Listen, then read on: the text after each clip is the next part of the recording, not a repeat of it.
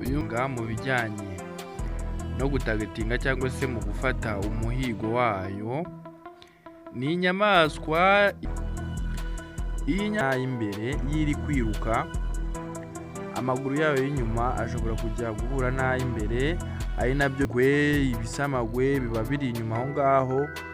Ni inyamaswa izi kugira amakenga, cyane cyane wenda kuturebeye hamwe ibintu biyifasha. Iyi nyamaswa rero abahanga bavuga ko kugira ngo izabashe guhita ivumbura cyangwa se ivudukana gufata, uri bwirukiremo umuvuduko ushobora kuvumbukiraho byose, ikabikeratinga, ikabyanaliza, ikabidetayiminga, ubundi igakora icyo bise attack, ikavumbura iyo nyamaswa cyangwa se ikavumbura umuhigo iba igamije gufata.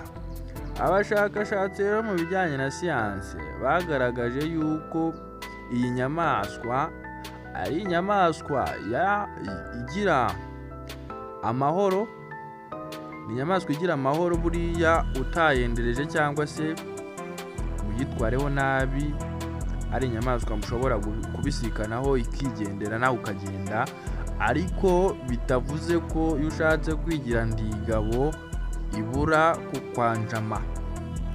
Abashakashatsi rero muri ya siyanse bagaragaje yuko iyi pusi nini cyangwa se ibarizwa mu bwoko bwa big cats izwiho kugira urukundo ku bijyanye n'abana bayo.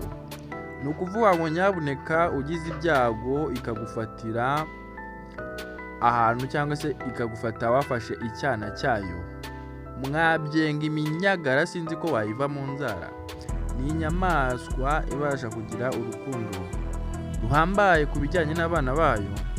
Abashakashatsi muri siyansi barabigaragaje ubwo bafataga akana kayo bakakajyana impande y'uruzi.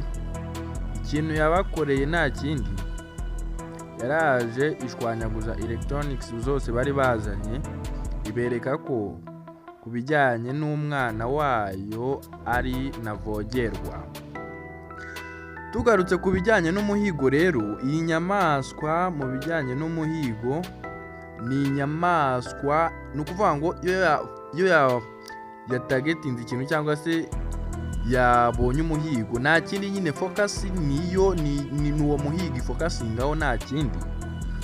Ubwo nimba yiyemeje guhiga ni uguhiga, kandi burya wa muntu we iyi nyamaswa ikintu yiyemejeho ni ukuvuga ngo ishyirwa ari uko nyine igifashe, kuko ku bijyanye n'umuvuduko wo twabivuze haruguru, ubwo uri nk'iyindi nyamaswa ugerageza gukoresha izindi tactique cyangwa se amacenga, cyangwa se nimba uri ibiguruka ukaguruka, naho ubundi uvuze ngo ugiye gufumyamo mugereke, aho rwose waba wiruhiriza ubusa, yakwarura mu masegonda make, kuko ni inyamaswa igira umuvuduko wa wundi uri hejuru.